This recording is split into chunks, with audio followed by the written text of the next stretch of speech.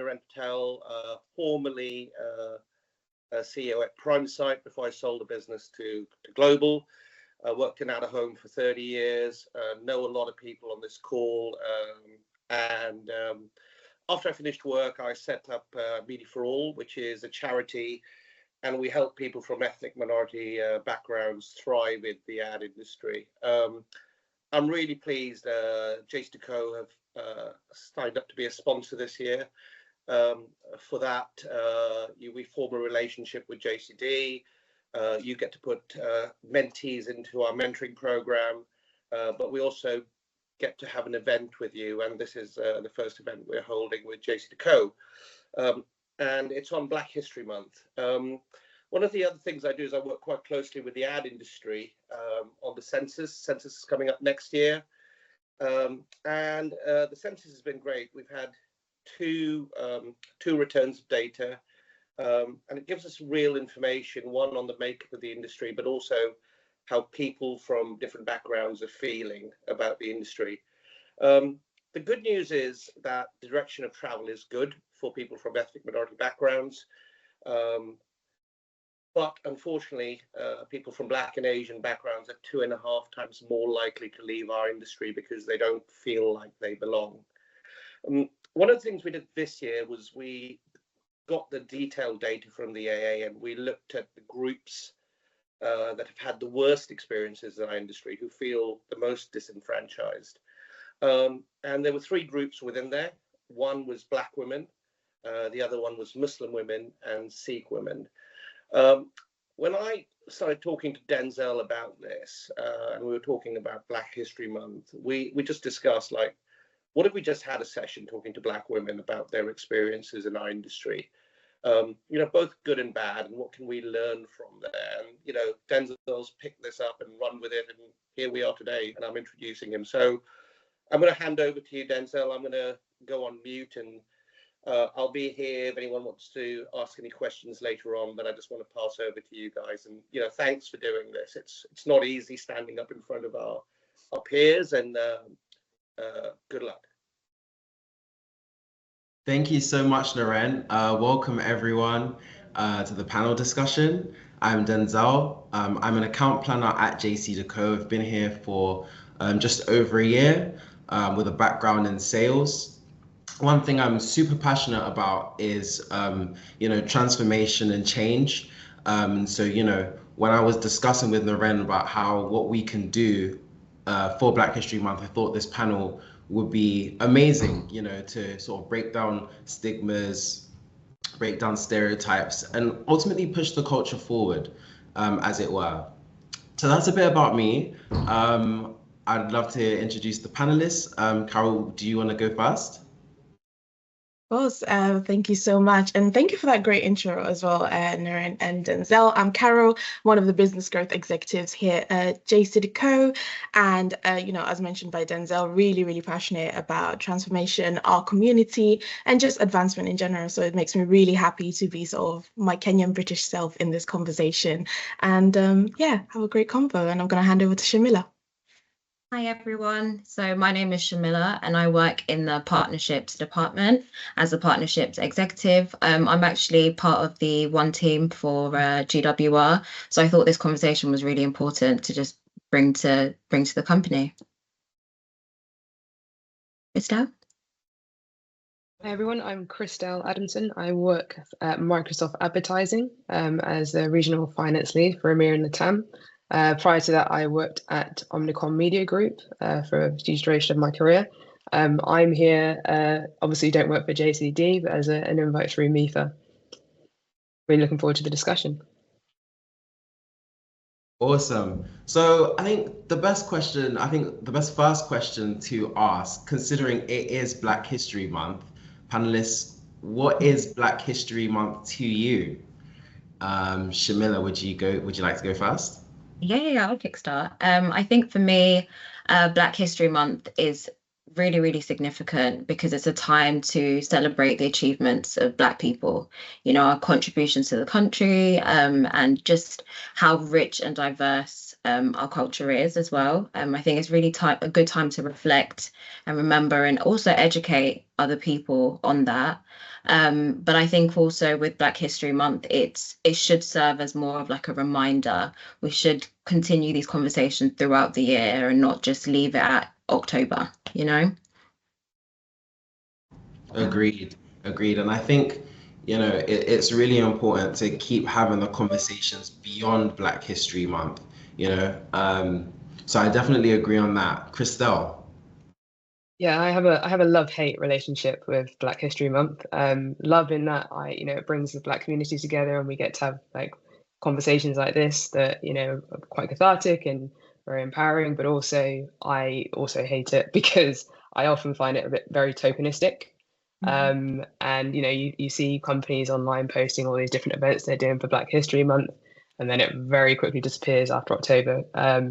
And to be very blunt, a lot of people on this call, will join because it looks good, and they will empathize and they will, say that they've learned something from the conversation. But how many people follow up with their Black colleagues after these kind of events? That's a big point for me. Yeah. I'd have to agree, Denzel, with Krystelle. It feels a bit like Black History Month for me, feels like the cork in a champagne bottle. So it's like, poop, it goes off and there's, all this sort of celebration, amazingness. But I think it needs to be something that we don't put a full stop after the month ends. We carry on the conversation. So I do love that we have this moment to sort of celebrate, talk about and spotlight the amazing stuff that's happening in Black culture. But it does need to extend across, not just October. But yeah. Exactly. Lovely points. And I think it goes, towards, we want to have this company culture of, implementing these intersectionality practices as much as possible. Intersectionality just being the interconnectedness of, social categories, class and genders and race. And so, could you explain, panelists, what intersectionality means to you? I know, it could be quite layered. Krystelle, would you like to go first? Sure. I actually had a Black female colleague tell me a few years ago, and by the way, I hadn't worked with a Black colleague before that, so it was quite far into my career before I'd worked with a Black woman. But she said to me that she is Black before she is a woman, and it really stuck with me because I asked her, what do you mean by that? And she said, well, first of all, the first thing people see about me is I'm Black, and that is the first thing I'm oppressed on before I am a woman. The experiences of different women across different ethnicities and backgrounds, etc., is very different to being a Black woman. We have that extra layer, and actually got me thinking about about my own privileges in that moment. Actually, just in terms of I am Black, I am a woman, but then there are other aspects to the different communities as well. So, for example, the LGBTQ plus communities. What are Black women in those communities? What does intersectionality mean for them? How am I showing up for them? Same with people with disabilities. And so, for me, it makes me start to think about lots of different types of Black women and what can I do for. It's not just about me as a Black woman; it's about all the other parts to that as well. Yeah, I think so too. I love that answer. It's you're looking at sort of the broader picture here, which I love in terms of just, being a Black woman and Black women in all of those spaces and how it all sort of comes together. What are your thoughts, Carol? For me, I think intersectionality is a tricky one, particularly in this country, because again, there's just so many layers, right? So I mentioned I'm Kenyan British, so that makes me an immigrant. And then of course, I'm a Black woman, and then I'm a woman. So I think it's very much like an onion, is the layers of an onion very much. And sometimes you're dealing with the entire onion, as it were. You're dealing with the entirety, and sometimes it's just you're a woman. Sometimes it's you're Black, and sometimes it's both. So it's a tricky one, but much like Krystelle, it's navigating these spaces by just being able to see those nuances, not only just for yourself, but for your colleagues. Because again, you know, we're speaking about Black women today, but women in general, there's a lot of topics that we're going to talk about today that a lot of women on the call who aren't Black are going to relate to, because again, that is what intersectionality is about. So I think it just speaks to why it's important to have these conversations, because now we've got both lenses, and as women, we can understand each other's perspectives a lot better, and, you know, everyone else in the call. But I think digging into it and peeling into these layers and understanding them is super important. Definitely. And I think this is part of the reason we're doing this panel, to unravel rather those layers and sort of understand as much as we can. But how about you, Shamila? Yeah, I think I'll just echo from Krystelle and Carol, really. There's layers to our identity. It's not so simple as, you know, you're a woman, you're a Black woman. Ages and, you know, plays a part, class, and all these other aspects to what makes you who you are. And I think it's especially important because, you know, when Black women are discriminated against, it's in ways that doesn't often fit neatly within the categories of either racism or sexism. And I think that's why it's quite tricky. Again, kind of like what Carol was saying, but very important nonetheless. Yeah, definitely. There are a lot of sort of nuanced complexities to the topic, which sort of leads me to my next point.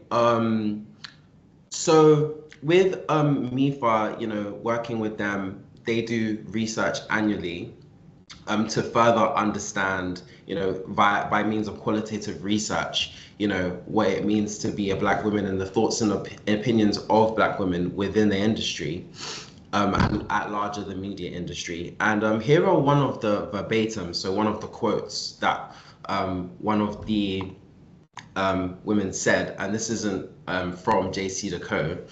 I read, she said, "The people I was with had worked together in a clique of middle-class white people.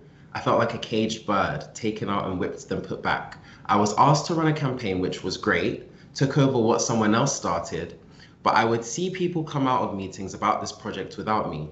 Manager would say I'm not managing right. And I would flag that meetings are put in place without me, and I felt beaten down after 2 years." Now, panelists, my question here is, how common do you think this theme is displayed in this quote across the workplace? I'm happy to start with that. I think it's more common than we think and know. Personally, I had a friend who had a very similar experience as this.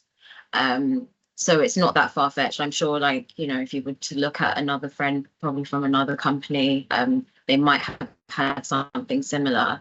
But I think ways around it is just having the simple acknowledgement of the work that you've done and your contributions, whether it's through, you know, internal or external communication channels. And I think one thing that JCDecaux does so well with the new VIP awards is highlighting, you know, the works of people that you wouldn't probably on a day-to-day know that they do. Yeah, so that's really, really important. But it happens a lot, I think, which is unfortunate, but that's why we have these conversations.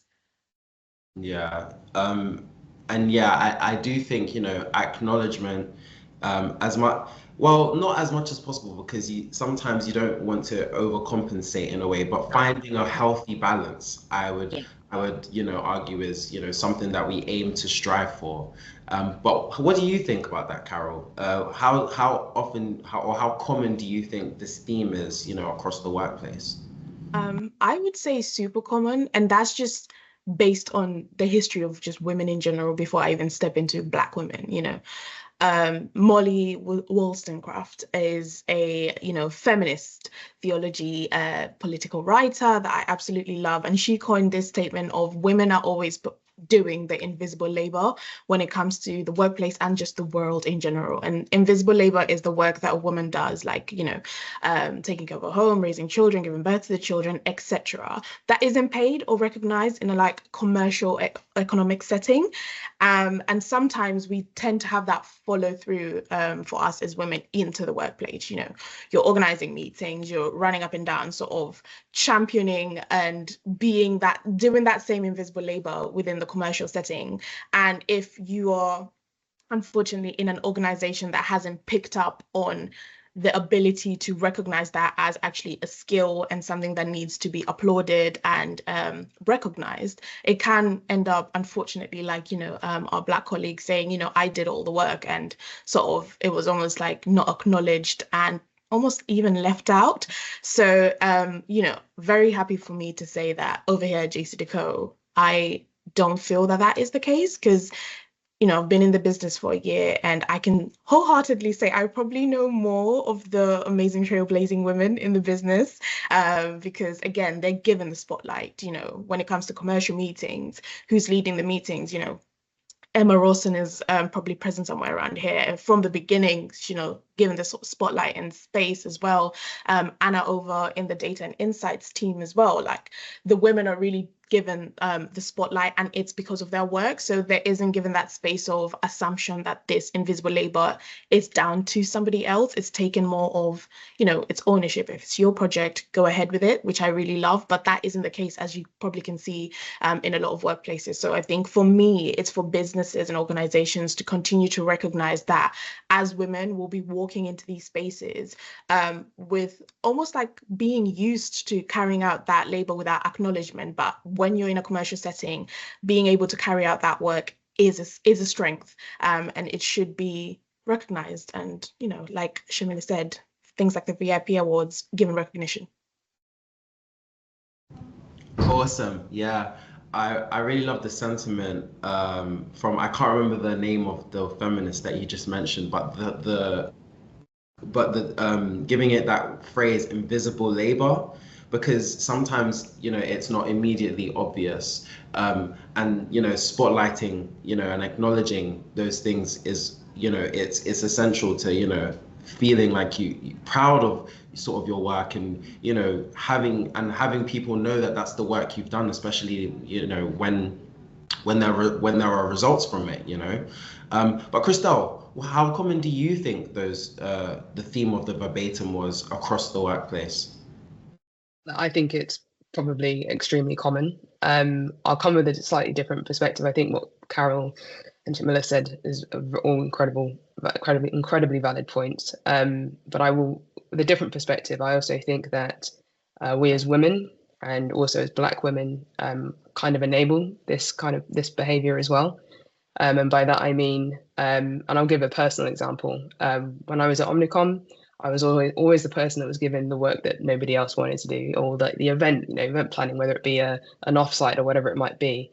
And I told myself when I started at Microsoft, I didn't want to be that person anymore.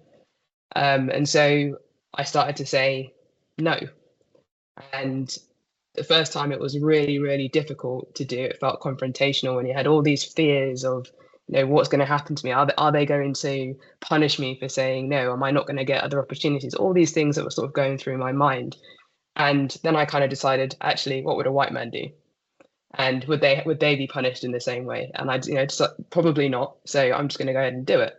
And I think, and by the way, nothing negative happened. Actually, I was able to sort of use my time in the areas that I wanted to use my time in. And I think one thing I kind of learned is that a lot of this is sort of generational in terms of it's a mindset piece, and a lot of it's generational. And by that I mean, you know, it's particularly Black people, Black women. We are generally first, second, third generation immigrants. You know, our parents and grandparents came over from Africa, the Caribbean, etc. And for them, it was about survival, right? They needed to get a job, they needed to get a house, they wanted to raise their children, get their kids into good schools, etc. And they played it safe. You know, it was all about survival. They didn't want to do anything to sort of put themselves in a position that means that they could lose it all. And that mindset was then passed on to us into the next generation. And so there's so many situations that we will be in where someone might offer us an opportunity, or it might be, we want to stay quiet or small because we don't want to be seen too much, just in case someone takes it away from us. And it's kind of leads into where our parents and our grandparents had to survive, but they did that so that we can thrive. And a lot of us really struggle with that thriving piece because we weren't taught how to do that. And we're so afraid of losing everything that our generations before us built for us that we struggle with that part.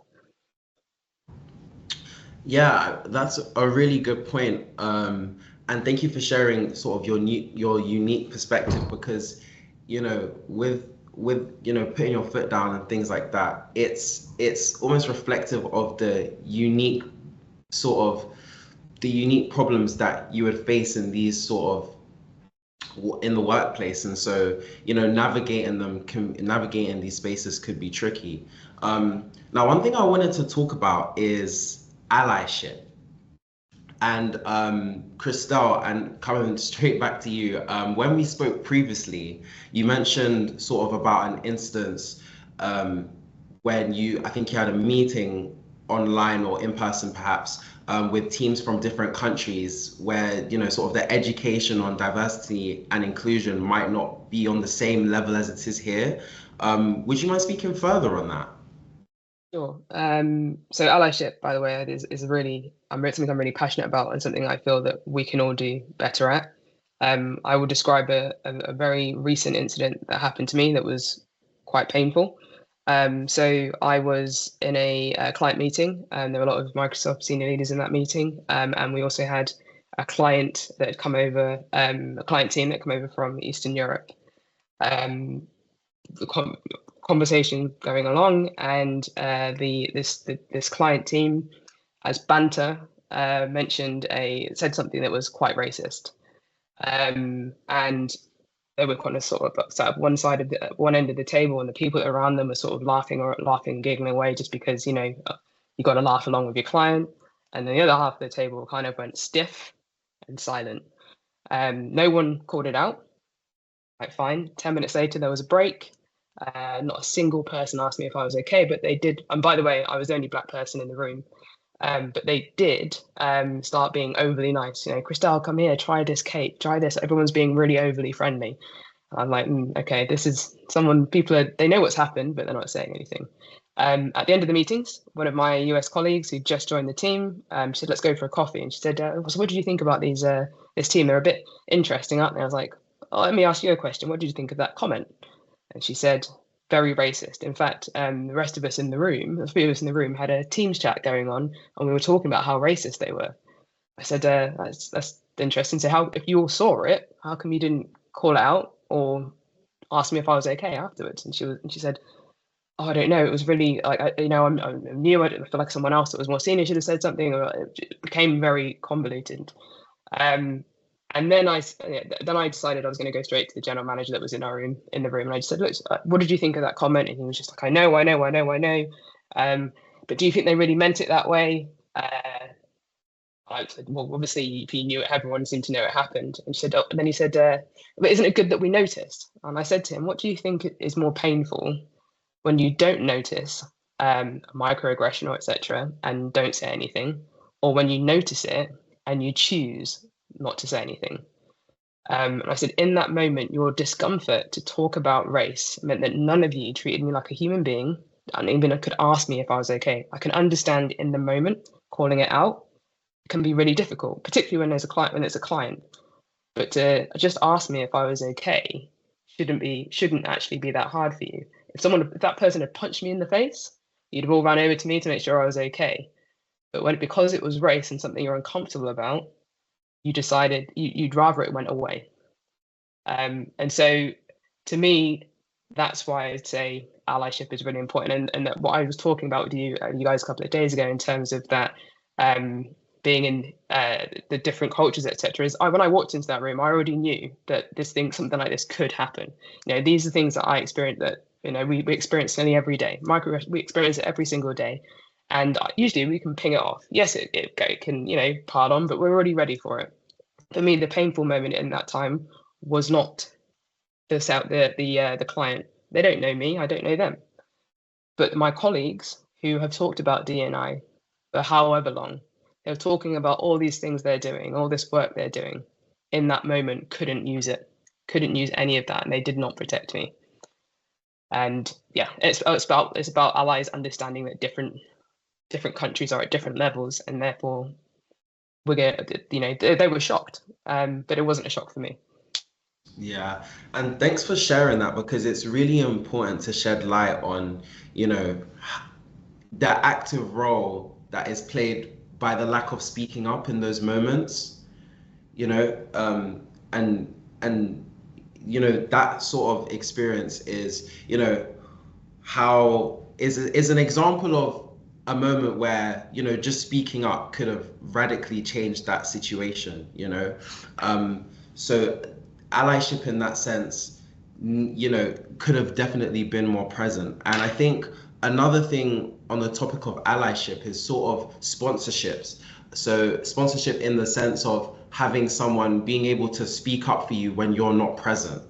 Because in that instance, maybe, they could have spoken to that person who made that regard outside of that conversation, although it would have perhaps been better for you to have been present, but also having people that could stick up for you in your absence. Would any of the panelists have any examples? Feel free to chime in, Carol and Shamila. Yeah, I think with sponsorship, people like our managers, I think they play a really, really important role. Being able to advocate for us in environments that we're not, in. They can use leverage their influence and their positions to, push for our other opportunities for us and things like that. So yeah, so I think managers in that instance, yes, are really, really important sponsors, to help us progress and speak up for us where we can't. What are your thoughts, Carol? I'm going to split the two. So allyship for me, Krystelle, by the way, thank you so much for sharing that experience. It's unfortunate that is where we're still at, but I hope it's a learning moment, both for them and for us on the call. But I would say allyship is down to each and every one of us to utilize our privilege in every room that we're in. And I know that privilege word has sort of been,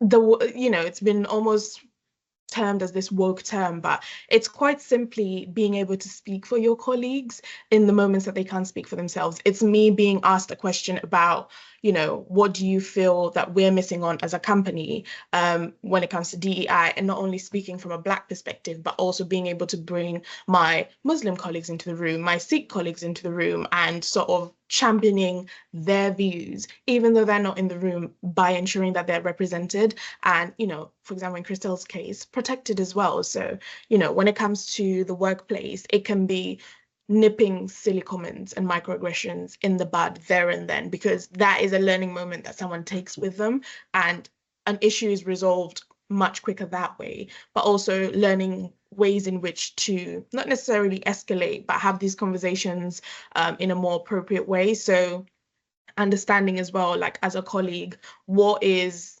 like a simple microaggression sort of comment, and what is completely unacceptable in the workplace. So I think talking with your Black colleagues, exactly as Krystelle has said, are you okay, and letting them be the ones to tell you how that has impacted them, helps you gain an understanding on, especially for Black women, why those comments can be so detrimental and so damaging.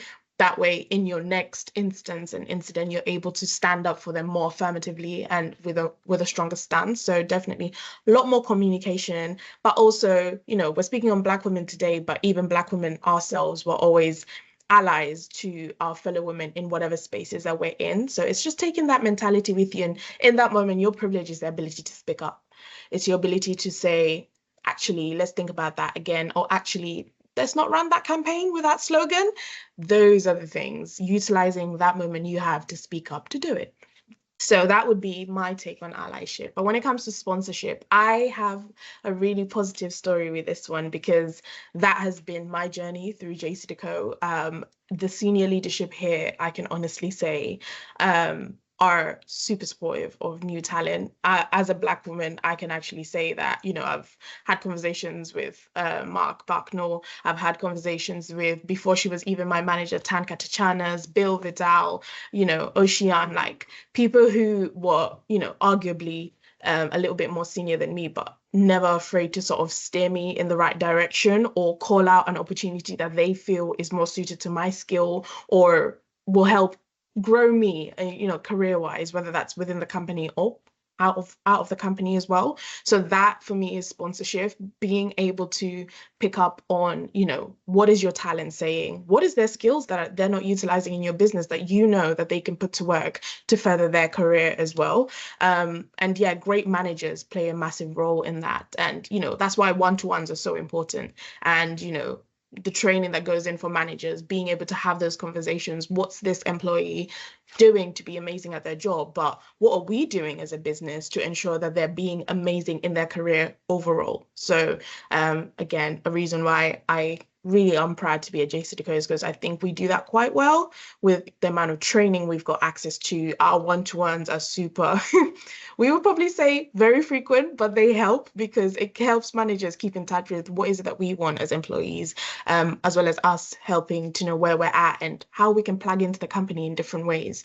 And that removes the barriers, because then somebody, like Shamila said, is being the one to sort of spotlight and speak about an opportunity that you had no idea about. So yeah, sponsorship and allyship, very strong moments for allies to use, sponsorship for senior leadership and managers, allyship for colleagues, to break down those barriers for Black women and people of color in general. Wonderfully said, Carol. Awesome. Honestly, it is so, the main sentiment here, it could not be any more important for those more privileged to speak up in those moments, because it just helps, Black women navigate these situations and these challenges much better, Another issue that I wanted to raise in terms of having to navigate in the workplace is code switching. So as a general term, code switching is essentially changing the way we might talk and act from our personal lives to our professional lives. But I'm curious to know, panelists, what are your opinions on code switching? Do you think it's something we genuinely have to do? And if so, why do you feel we have to do it? Shamila, do you want to go first? Yeah, I'll go first. So originally with code switching, it was coined as a linguistic term, if you're coming from like a bilingual background. So like for myself, I'm Kenyan. My parents are Kenyan. So at home you might speak Swahili, but then when I go to school, it's English, right? So I think initially that's what it was, but it's extended further into, like you said, how you act, how you communicate with different kind of people. And then, in the professional environment, a lot of the time it's done so that there's like less room for criticism as well, I would say. But I think I have a bit of an unpopular-ish take on this with code switching. I think navigating the duality of like an immigrant identity often at times, fosters like a greater openness to different cultures, I would say, for us.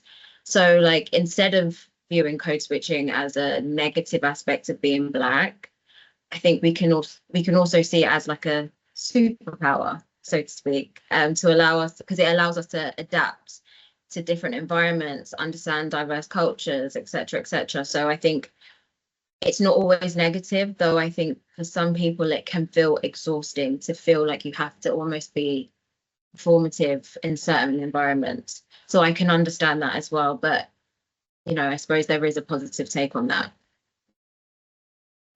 Yeah, I think in its most general sense, we are multifaceted as humans, I believe. So, even the way you speak to your friends might not be the same way you speak to your parents, which obviously might not be the same way you speak to your colleagues. So it's interesting to, explore what that looks like in terms of, the workplace. And, I feel that there are common sentiments of diluting oneself when it comes to code switching and being a Black person, and in your case as panelist Black women in the workplace. But yeah, curious to hear from you, Krystelle, on the topic of code switching. You know, do you think it's something we have to do?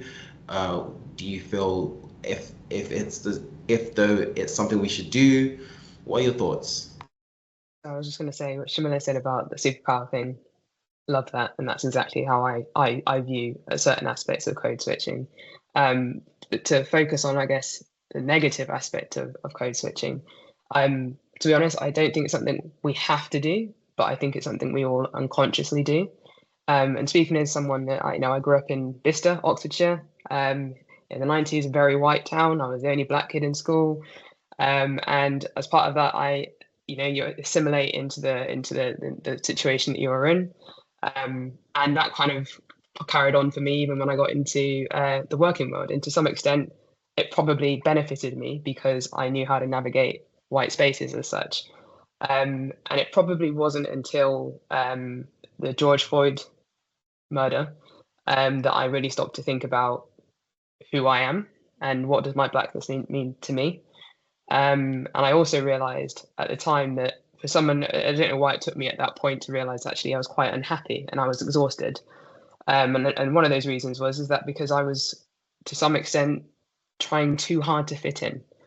And for me, it was a real learning curve and real mindset shift to be able to sort of figure out, okay, who is Krystelle? What does Krystelle like? What does Krystelle not like?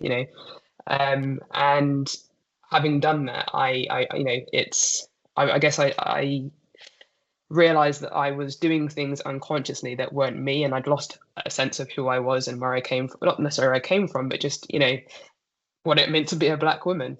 And it also meant that by doing that, I'd also kind of, as I'd worked my way up the career ladder, I hadn't stopped and thought about, okay, what experiences did I have back then, and what was I doing then, and what can I do to help that person that comes up behind me, if that makes sense. And it was finally actually working with another Black woman that made me realize how much I had code switched. She really struck. She was like, Krystelle, like, how are you talking? Like, did you go skiing? And I'm like, no, I grew up in a council house. We didn't have money for that.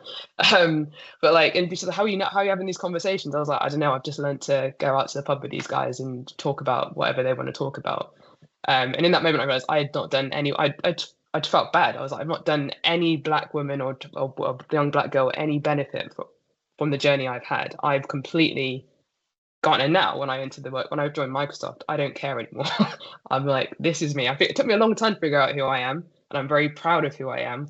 And so I will always show up as me. And I realized some people are going to love that, some people are going to hate that, but I would prefer to be hated for who I am than hated for someone else that I'm trying to be.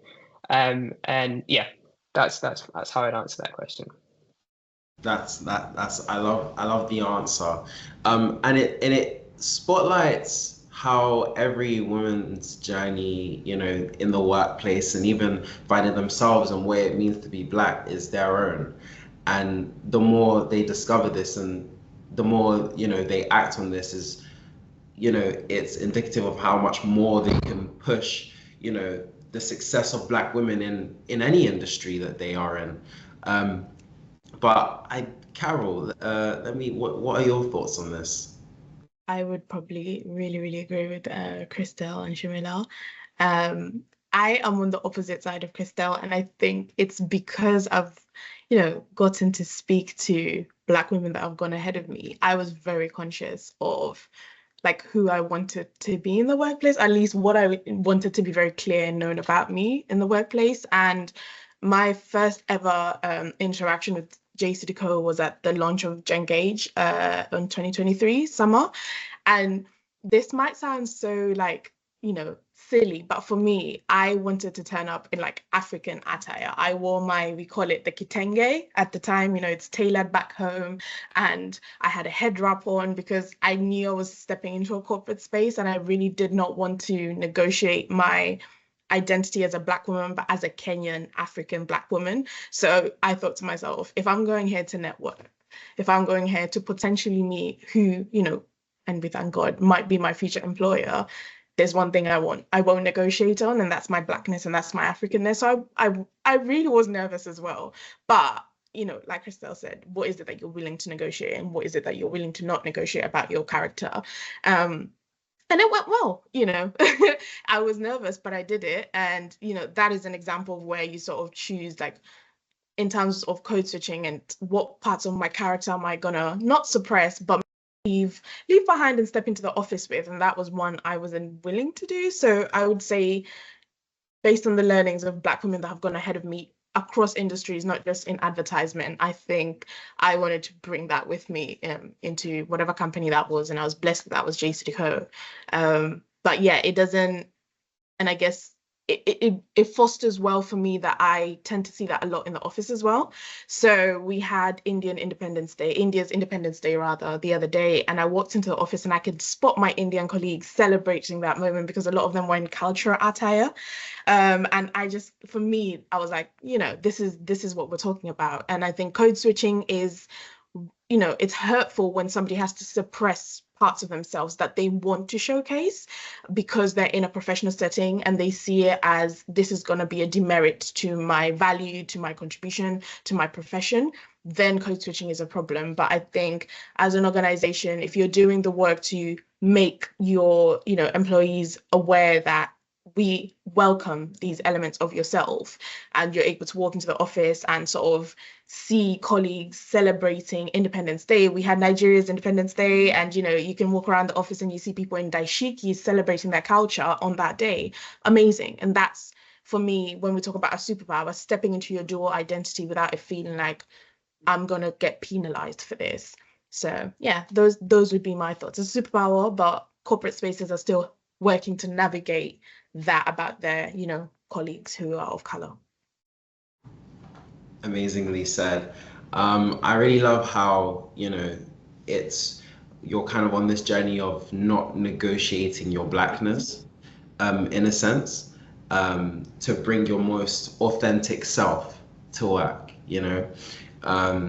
I've spoken to some of my friends, and I think it's common in my experience that extreme levels of code switching have been done to avoid sort of microaggressions, you know, avoid certain comments and things of that nature, which sort of brings me on to my next topic of hair and hair comments. So a bit about me, for anyone who doesn't know, I used to have dreadlocks. I had been growing them for 8 years, and I think this year I just decided I wanted something new. There was no, you know, particular reason why I decided to cut my hair, my long hair. It was, you know, quite far down my back, mid-back area, and I cut it. And, you know, I received a lot of compliments in and out of the workplace. But the ones that did feel a bit weird, and I didn't know exactly how to navigate those scenarios, were when I was told I look smarter or more professional. And you know, I sat and thought about that because it's like, you know, it's my natural hair, and how, you know, it's not, you know, it's not like I didn't take care of my hair as it was when I had it long. So I thought it was really interesting to know, you know, does my Blackness affect professionalism in that sense? I think ultimately what's most important in those situations is to, you know, create spaces where people feel comfortable enough to compliment hair without, you know, thinking, you know, have I gone too far, or, you know, am I saying something I shouldn't need to say? But what are your thoughts on this, panelists? I'm curious to know. Krystelle? What are my thoughts on this? Yeah, I mean, in all honesty, when it comes to hair, like, I'm just, as a very blunt overarching comment to everyone on the call, is that when it comes to, like, I want people to compliment me on my hair. Like, if I've come in with a new hairstyle, you best be telling me that my hair looks good, right? And at the moment, we're at a point where I feel like white people don't, just because they don't know what to say, so they don't say anything, and then I get a bit conscious. I'm like, well, do I look terrible, right? So my very overarching blunt comment is, what would you say to a white person that has got a new hairstyle? Do you go, oh, can I touch it? Or is that really your hair? Or like, how did they like? There's curiosity, and then there's going too far. But I think realistically, if everyone digs deep, they know what too far is. What would you ask someone that was a white woman about their hair? Or what would you say to them versus what would you say to a black person? I'll be honest. There's been times where I've got a new hairstyle and it's a weave, and someone goes, "Oh, I really prefer your hair like that," and I'm like, don't need to say prefer, because then you're telling me that all the other hairstyles I've had before are not great, and also that was my natural hair before. You wouldn't like. How often do people say like? It's just it's, to me, it's just a normal conversation. It's a normal. To me, it does. I don't understand the nuance. I'll be honest, but yeah. Yeah, interesting. Your take, and what constitutes, rather, what is an open environment to, people just feeling free to, talk about hair and things like this. But what are your thoughts, Carol? Any? Hair.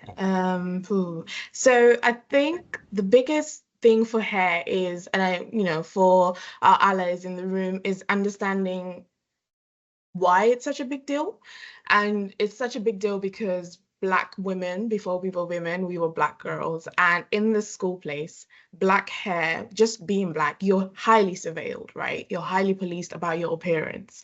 And it's no surprise that we take that with us into the workplace. I mean, just recently, 2020, I think, 2022 as well, you've seen on the news schools going on strike because the school considers an afro not appropriate for the school place. They consider the braids are too long, and there has been ongoing policing of Black women and Black girls' hair and appearance for such a long time. So Black women are often walking into workplaces with that sort of cumulative trauma already, and to an element conditioning as well, because actually I don't want to get in trouble, I don't want to be in the principal's office, I don't want to be suspended, so let me just do the thing that is Eurocentric and fits in. That's kind of how Black girls operate in the school space. And when you then step into the corporate space, the stakes are even higher. This is your career, this is your job, this is your salary, and you don't want to mess about with that. So my take on it is, as businesses and organizations that want to be all about DEI and talk about inclusive, make it clear. Actually talk to Black women as soon as they've had their acceptance interview and actually they're being orientated. Let somebody from the people team or the HR team be like, okay, when we talk about, bringing your authentic self to work, we really do mean it, whether that's an afro, whether that's locks, whether those are braids, we do welcome that in this organization. Make it clear, because if it's not written and it's not clear, we will be bringing all this cumulative trauma and conditioning with us, and we're still operating in predominantly white spaces in the corporate space, and we won't know, And much Krystelle's point as well, it's surprising sometimes. So if I walked in with ginger braids today and I had Black hair yesterday, it's almost like, whoa. Right. And if my colleague dyed their hair from Black to ginger, it wouldn't be as shocking, if you catch my drift. So it's the reaction isn't the problem, it's how you term it. You can absolutely say your hair looks wonderful today. I love the change, but just being very careful with your terminology, because again, that cumulative trauma is still there, conditioning is still there, particularly if you're in a senior position. I have to say, you just have to be that much more mindful, because I don't know if you're telling me this is unprofessional, or if you're saying my hair looks good. So yeah, tread it carefully with that. And from a people and HR perspective, being clear with your Black colleagues, because this, again, Denzel is a Black man and he sort of, really does relate to this, again, intersectionality. So just being clear, we welcome this within our organization. Put a voice and words to it and writing to it, so that we're not negotiating in the morning, like, can I go in, can I not, do I have to change my hair? And also remembering that Black hair is cultural. It's for Black people, it's got a lot of history. A lot of us, like Krystelle mentioned earlier, the women that have come before us, some of them are sitting at home with us doing the braids, undoing the hair, like oiling our hair. So it's so cultural. And, I know women of color across other heritages, like, our Indian, Asian women relate to that. It's so cultural. So it's not just a comment. So yeah, just treading carefully. Thank you for that, Carol. And Shamila, are there any sentiments shared by the other panelists that you would echo or you resonate with highly? What Carol said actually about being very specific on, what is deemed as, the right hairstyle or whatever, like what's professional, like be very specific in that, because our hair textures are very different. We have 4C hair and it's coily, it's curly, it has dimension and things like that. So what I might deem is as professional with my hair might not be what they mean to be professional. So being really, really specific. And I think when it comes to hair, it's kind of an extension of code switching, I would say, in the sense that, there's almost like pressure to conform and change your hair to look, like Harold was saying, Eurocentric and look a particular way when you're in a corporate environment. But I think just kind of like what the ladies were saying, we deserve that same kind of basic privilege to just wear our hair as we please, compliment it, when you see it, there's no harm in that. But I think these kind of conversations are really important just so that it's not awkward. We can talk about it. If it's general or genuine curiosity and you want to ask, I don't shy away from it. But yeah, these conversations are important so that you know what is too far. Thank you for that, Shamila. Just conscious of time, and we could sit here and ramble on about sort of the other microaggressions that occur, or how best to create these environments that are more accepting and steer us towards the best path and things. But at this point, I actually wanted to open up the floor to any questions from any of the viewers. So feel free to put your hand up or unmute, or even just to send a text in the chat. I'd welcome any questions. I welcome any questions at this stage.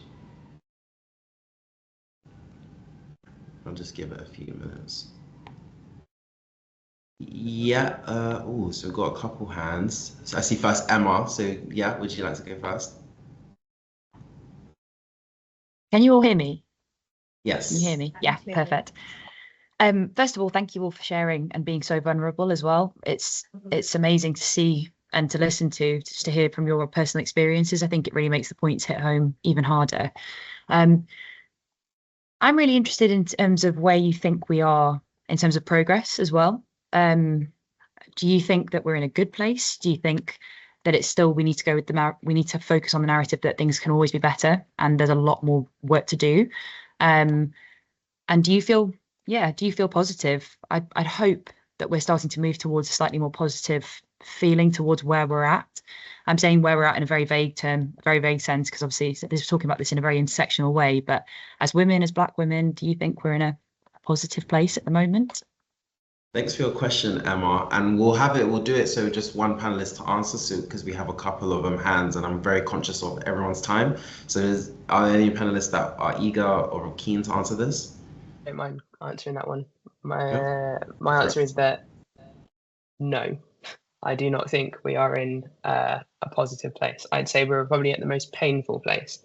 And the reason why I say it's the most painful place is that, first off, when I talked about my experience earlier, we're at a point where there is more awareness, but people are still not speaking up and still not acting on it. And then the other part is, a lot of the things that are going on over in the US that actually make their way back over to here. So we had this huge push after George Floyd about diversity and inclusion. Everyone's going on and on and on about diversity and inclusion. And all these big companies are talking about bringing in Black and brown people into the company. They were trying to do more of that. And then we've had, because it was this strong push towards this positivity, we've had an incredible negative reaction. And we hear things like DEI, it stands for did not earn it. And things like that, did we get to the positions we're in just because we're Black? Or is it because of I am intelligent or I'm smart, or I can do the job well? Regardless, I'm not going to say that you will feel that way, but there is a huge backlash at the moment, which I think a lot of people aren't really necessarily aware of, or and you talked about an advert earlier, the Heinz advert. Yeah, there might have been a black person in that room or a person of color in that room. But if there's only one, it's significantly difficult for that person. If they are trying to assimilate or not trying not to, and they're worried about, you know, what if they get the sack or whatever, then they're probably not going to feel comfortable to speak out, or they may have exactly the same mindset as the other people in the room. So that would be my answer to that. Thank you, Krystelle. Nice. Carly? Hi, thanks, Denzel. Firstly, I've just been absolutely so impressed by so many of the things that have been spoken about on today's call already. So thank you to all of you for being as open as what you all have been.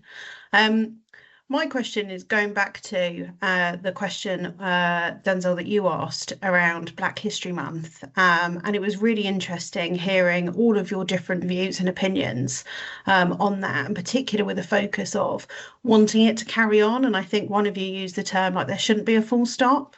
So I guess with that kind of in mind, could perhaps one of you or all of you, if we have time, share what's one key thing that you want each of us to take away from this call today so that we can ensure that there isn't that full stop and we can carry on this conversation? Do you want me to take that, or do you want to take that, Shamila? I'll just go quick. My point is quite quick. Allyship. I think that's a really big point to take away. You know, speaking up where others can't. And that goes for whether you're a manager, colleague, senior, wherever you are in the company. Allyship is the one thing I think we need to really push forward, whatever time of the year it is. Yeah. Thank sorry. Oh, good. I will just quickly say there is different, particularly when it comes to the conversation of race, there's different levels. There's individual, there's me and you. There's institutional, the company's systems that we work in, and then there's structural. So I think when organizations are doing any DEI policy and sort of implementing practices that ensure their spaces are more inclusive, it's understanding that there will be moments, like Krystelle has mentioned, where entities, agencies, people will come into your space who are not aware of your stance on DEI or your practice on DEI. It is absolutely the role of the business to ensure that that is clear cut to any agency, part-time worker, so that that space that you've created and curated for your diverse colleagues continues to be protected and implemented and sort of an ongoing thing. So it's not a case of, it's great when we're in the office, but when we nip over to you know, a pub and somebody else joins us or anything like that, it should be a continuous extension of the things we're saying and practicing, whether that's people who work with us part-time, freelance, etc. So that would probably be my stance on it currently, just to keep each member that joins this understanding that this is where we stand on it, and we expect you to stand for the same or at least adhere while you work with us. Thank you. Thanks, so much. Carol. Thank you so much for your answers, and thank you so much for your questions. Mark, I don't think we're going to be able to squeeze your question in. It's only a quick, it's just a quick one. So I want to commend you for a brilliant, a brilliant session. And Carol, your when you described when you came to the JCDecaux event, really fascinating. What for me that made you super memorable, actually, and stood you out from the crowd. So you know, as a reflection on that, that is, from my perspective, that gave you an edge. You know, it made you super memorable, and now you're here in the business and doing a great job. My question is for Naren, I suppose. You know, are you where you want to be, Naren? Are you in terms of where you saw the MEFA going at this point? Are you on talking to the sales guy? Are you on target? Do you think from where you want to, where you want to be, or what's the plan? Naren, you're on mute. So MEFA really started taking shape once, sadly, with the death of George Floyd, we had a huge influx in members wanting to join us, companies wanting to support us. And I remember the first year when the AA stats came out, and they were really awful, and kind of broke my heart, because I'd spent like 12 months working on it, and I was expecting, the industry to have improved.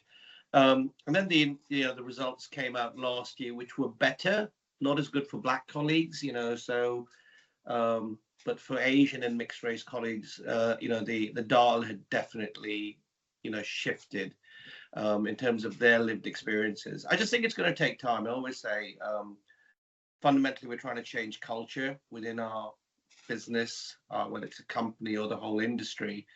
And I just look forward to the day when MEFA no longer exists because we're no longer needed, because everyone's treated the same and has the same feeling of belonging. But I think it's going to take a few more years, hopefully not too long. Awesome. Well, guys, that's 1 p.m. on the dot. Firstly, I'd like to thank Naren and MEFA, for helping, get the resources, the research, the verbatims that we were able to elaborate on. I'd love to thank the audience. Thank you guys all for coming. Thank you so much. And last but not least, I'd love to thank the panelists. Without you guys, it wouldn't have been possible. So I'm super grateful to all of you. Thank you so much, guys. If you have any other questions, feel free to ping them over to me. We can try and get something going to, get this your answers as much as possible, because it is creating that, environment or opening that conversation so we can steer ourselves in the right direction and an even better position than we are today, so the tomorrow is looking brighter. So thank you very much, everyone.